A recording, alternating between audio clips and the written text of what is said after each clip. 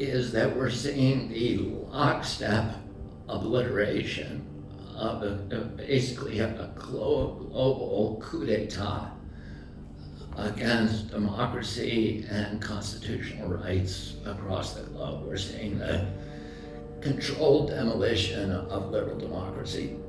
The government partnering with these very, very powerful social media titans to silence voices of criticism against government policies or against pharmaceutical products. If government can silence its opponents, it has license to commit any atrocity. So the first thing that they did was we saw the rise of totalitarianism immediately after COVID-19's pandemic declaration. We saw this immediate move to censor freedom of speech, to censor any criticism of government policies, to censor any questions about an experimental pharmaceutical product. As soon as they succeeded in clamping down that kind of censorship, they went after religious freedoms. They closed every church in America for a year with no due process, no just compensation.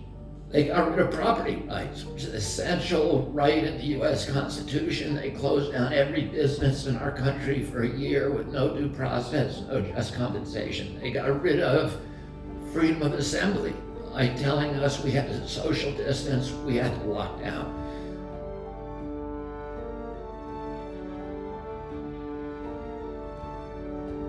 Then they went after jury trials, and they suspended jury trials, which are guaranteed by the 6th and 7th Amendment to any person who's injured by a vaccine company or a pharmaceutical company engaged in any countermeasure. So no matter how egregious your injury, no matter how negligent that company, no matter how reckless they are, you cannot sue them.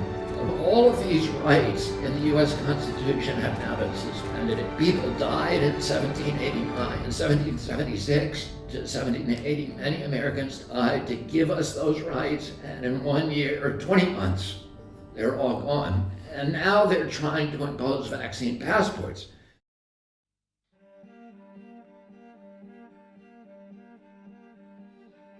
And if you look at the vaccine passports, this is not a public health innovation.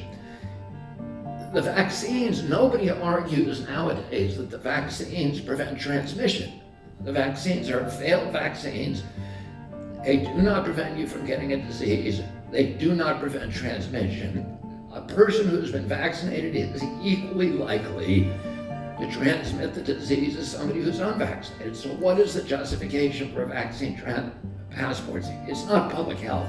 It's about managing populations. And if you look in Europe, where I was last week speaking about this, the vaccine passports are not being issued by the health agencies. They're being issued by the financial ministries. And there are going to be ways, because really what they want is control of your money.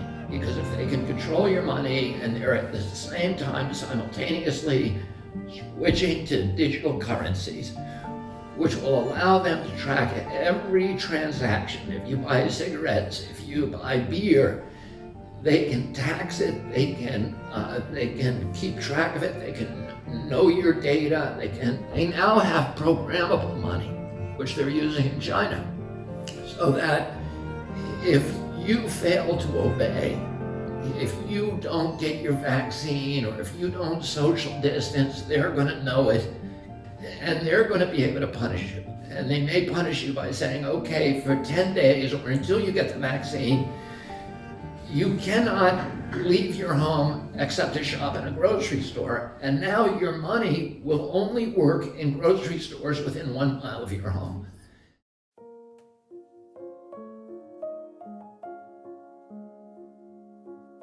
What the vaccine passports do is they subtly but definitively shift our relationship to our rights. When the government isn't perfect and democracy isn't perfect, but I know that I can go for a walk when I want to, that I can travel to New York or Boston, that I can go to the football game, that I can take my wife on a date to a restaurant. Now those rights are no longer rights. So every right now becomes a privilege that you have to earn by showing essentially your slavery to government agencies. And that is why we need to, everybody who loves democracy on this planet needs to fight these vaccine passports, because it is the ultimate instrument of control. And the totalitarian state, the ambition of the totalitarian state, is control over every aspect of human conduct, including our thinking. The Chinese have now deployed a software attached to their facial recognition systems that allows the Chinese government to read guilt on the faces of citizens. Bill Gates boasts that the 65,000 satellites that he's now putting currently activating in orbit, will be able to look at every square inch of the planet 24 hours a day. He will know where you are, what you've been doing, who you've been associating with, and what you've been saying and talking to. So those are things that all of us who care about freedom need to be fighting.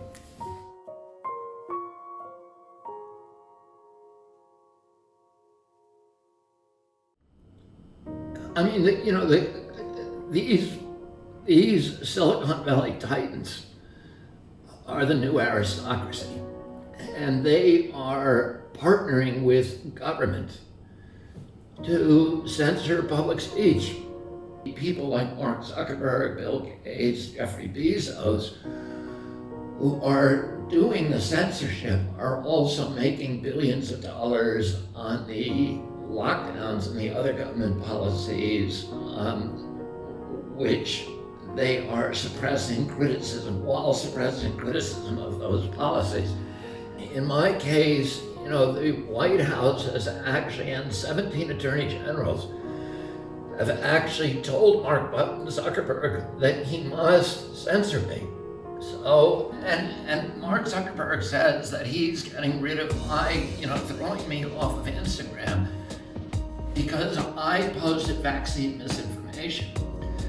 We are very careful about what we post. I have on my advisory board Luc Montagnier, who's a Nobel Prize laureate who discovered HIV. I have the former head of the National Toxicity Program. I have 212 PhD scientists and doctors, and they're all rigorously fact-checked. We do not post things that are erroneous. And I would challenge Mark Zuckerberg or anybody else to show me one thing that I've ever posted that is factually erroneous. They can't do it.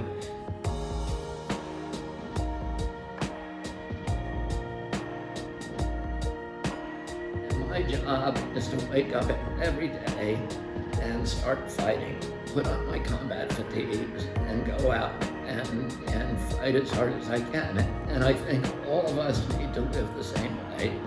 We have to fight. And the way that we're going to win this ultimately is one person at a time.